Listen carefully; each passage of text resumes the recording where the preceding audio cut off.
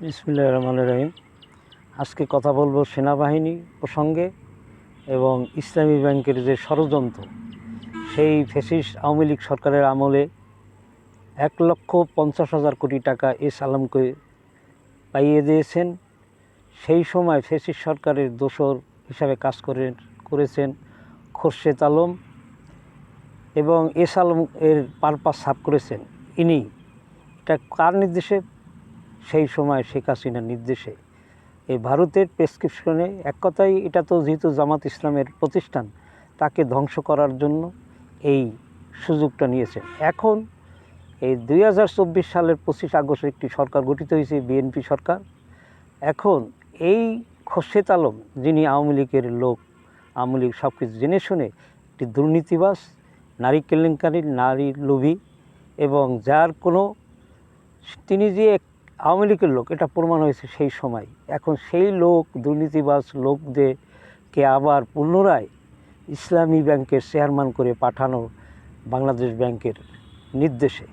এটা কোন আইন? এটা 1983 সালে জামাত ইসলামের লোকরা এটাকে রক্ত, ঘাম, শ্রম দিয়ে দাঁড়ে দাঁড়ে ঘুরিয়ে গ্রাহকদের সংগ্রহ করা। এমনকি এমনও কর্মকর্তা আছে, ঘরে বাজার নাই, স্ত্রী বলছে বাজার কই, অথচ হাতে করি পয়সা নেই।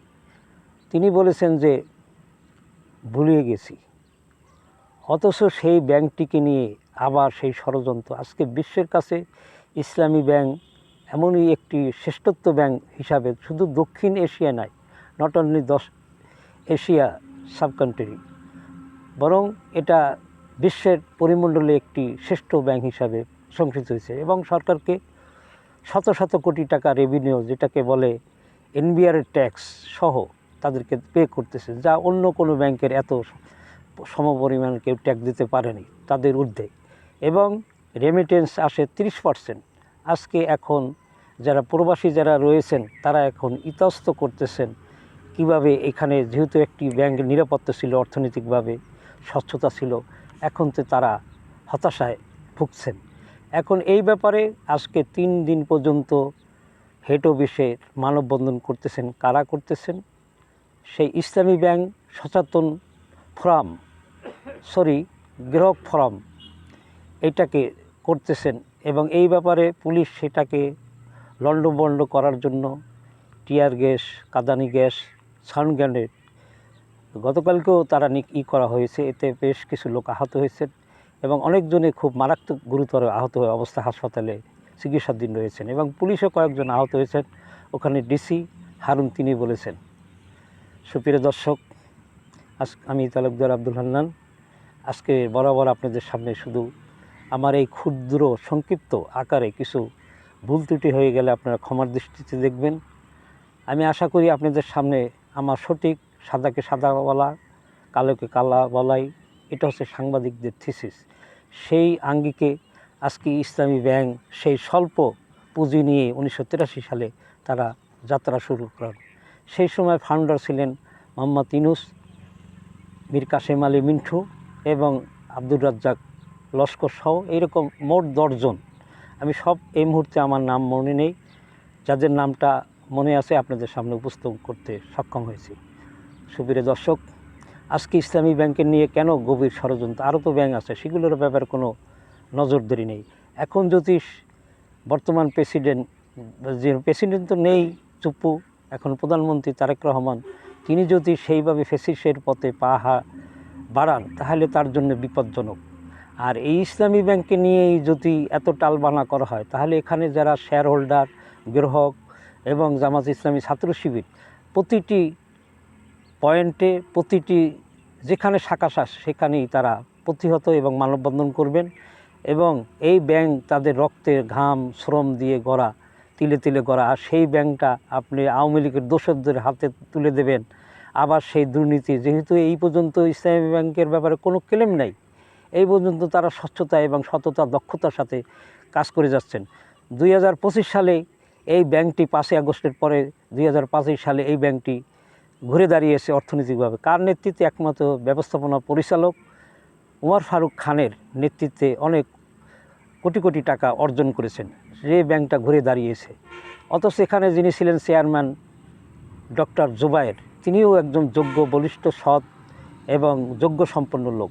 তাদেরকে হাঁটিয়ে দিয়ে এই সম্প্রতি যে 28 তারিখে তাদেরকে নিয়োগ দেওয়া হয়, এই ব্যাপারে নিয়ে গ্রাহক এবং শেয়ার হোল্ডাররা এর প্রতিহত করতেছেন। অবিলম্বে তাদের পদত্যাগ এবং পূর্ণ জোড়ায় উমর ফারুক খান এবং জুবায়েরকে নিয়োগ দেওয়ার জন্য তারা দাবি উত্থাপন করেন। এখানের এই ফোরামের যিনি সভাপতি, ইনি হচ্ছেন অধ্যাপক নুরনবী মানিক। তিনি সাফ ঘোষণা দিয়েছেন, এই ব্যাংক যদি যে পর্যন্ত বরখাস্ত না হয় সে পর্যন্ত আমাদের 5 দফা দাবি মেনে নিতে হবে, নাহলে আমরা ব্যাংক থেকে, অবস্থান থেকে, সমাবেশ থেকে আমরা প্রতিনিয়ত আমরা এটাকে কর্মসূচি আমাদের অব্যাহত থাকবে। এই ব্যাপারে উচিত বর্তমান সরকারের, যদি এখনও পর্যন্ত যদি তারা ব্যবস্থা গ্রহণ না করে তাহলে ওই জন্য রাজনৈতিকভাবে এটা রূপ নেবে। এবং জামাত ইসলামী ছাত্র শিবির এটা ছাড় দেওয়ার লোক না, এবং তারা বৃহত্তর মানে আস্তে আস্তে তারা বিভিন্ন ফোরামে তারা আলোচনা করছেন। গতকালকে খুলনা ইসলামী ব্যাংকের সংক্রান্ত ব্যাপারে মিয়া গোলাম পরোয়ার, সেক্রেটারি জেনারেল, জামাত ইসলামের কেন্দ্রীয় সেক্রেটারি জেনারেল মিয়া গোলাম পরোয়ার, তিনি এই কথাগুলো উত্থাপন করেছেন। আমি এখন যাব সেনাবাহিনীর আমাদের একটি গর্ব। সেনাবাহিনীর কারণে যখন সরকারের সংকট মুহূর্তে তখন সেনাবাহিনীকে ব্যবহার করা হয় সিভিল প্রশাসনে। আজকে সেই সিভিল প্রশাসনের কিছু সংখ্যক সেনাবাহিনীকে ভাবমূর্তি ক্ষুণ্ণ করার জন্য কিছু সোশ্যাল মিডিয়া, কিছু লয়ার, কিছু আছে সাংবাদিক, তারা কোনো পারপাস সাফ করার জন্য, বাংলাদেশের সেনাবাহিনীকে কলঙ্কিত করার জন্য, তাদের সার্বভৌমত্ব এটা করানো হচ্ছে ভারতের রয়ের একটি প্রেসক্রিপশনে, যেটা আমার তথ্যপাত্র দীর্ঘদিন আমার সাংবাদিকতার এই অভিজ্ঞতার আলোকে আমি যেটা থিসিস করি, এটা যেহেতু ভারত চায় না এদেশের স্বাবলম্বী হোক, শক্তিশালী হোক, তারা অর্থনীতি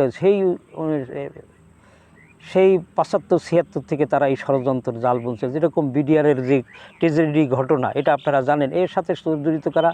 প্রথম আলো নাটক সাজিয়ে, বিভিন্ন জঙ্গি নাটক সাজিয়ে, বিভিন্ন মুন্নি শাহ সহ, আনাম মাহফুজ সহ, ডেইলি স্টারের এরা করছে কি, এই সকল পত্রিকা এখনও পর্যন্ত মানে দিব্যি দৃশ্যমান হয়ে আছে, অথচ তারা সেই সময় আওয়ামী লীগ আমলে তারা পারপাস সাফ করেছেন। সুপ্রিয় দর্শক, আজকে সেই সকল পত্রিকা এখন এই যে বিডিআরের যে 57 জনের, আমি মনে করি এর ঊর্ধ্বে হবে, অথচ তালিকা করা হয়েছে 57 জন কর্মকর্তা, তাদেরকে হত্যা করা হয়েছে, এবং 24-25 জন যে গুন্ডা বাহিনী দিয়ে এগুলো মিশন করেছেন, এবং কাপড় তাদেরই বিডিআরের কাপড় পরে এখানে পরিহিত করে এইগুলো তারা এই মিশন পরিচালিত করেছেন। এর ব্যাপারে বিভিন্ন জনের মুন্নি সাজিগুলোর নিউজটাকে যেভাবে করার দরকার সেটা না করে বরং তীর ছুঁড়েছেন বিডিআরের উপরে। এতে করে তাদেরকে আসামি করেছে, যাদেরকে সাজা হয়েছে 10 বছর, অথচ 25 বছর জেল খাটতেছে। তারা আজকে ঈদ গেল, গত ঈদুল আজহা, তাদের চোখের পানি ঈদ কেটেছে। সুপ্রিয় দর্শক, এই ব্যাপারে ইলিয়াস হোসেন তথ্যপত্র ব্যাপকভাবে তুলে ধরেছেন, এবং এই ব্যাপারে কনক সরোয়ার সহ অন্য পিনাকি সহ তারা ভূমিকা রাখছেন। ডক্টর মাহমুদুর রহমান আমাদের পত্রিকার সম্পাদক, তিনিই ভূমিকা রাখতেছেন, অথচ সরকারের কোনো গাত্রদাহ নাই। আজকে তদন্ত কমিশন, গুম কমিশনের কি, এটার কোনো আজও পর্যন্ত দৃশ্যমান হয়নি। সেনাবাহিনীকে নিয়ে যারা বিতর্কিত করতেছে এরা কারা?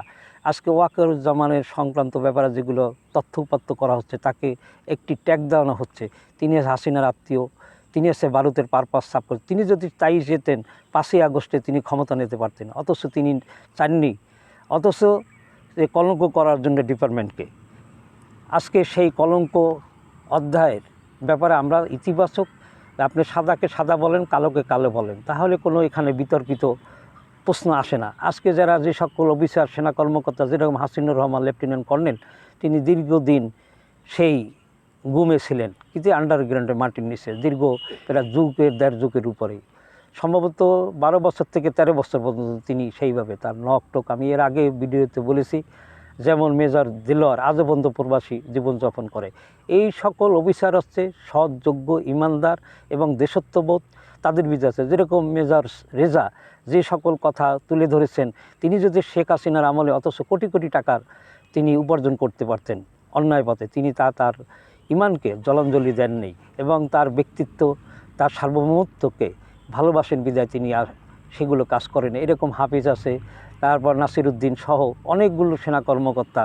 আজকে এগুলোর পিছনের প্ল্যানিং হচ্ছে সেই এরশাদ সরকারের আমলে, আপনারা জানেন যে রৌমারি, এর আগের ভিডিওতে আমি বলেছি, রৌমারিতে যে বিডিআরের সাথে এবং বিএসএফের সাথে যে ফাইটিংটা হয়েছে, এখানে অনেকগুলো বিএসএফ নিহত হয় বিডিআরের কর্তৃক গুলিতে।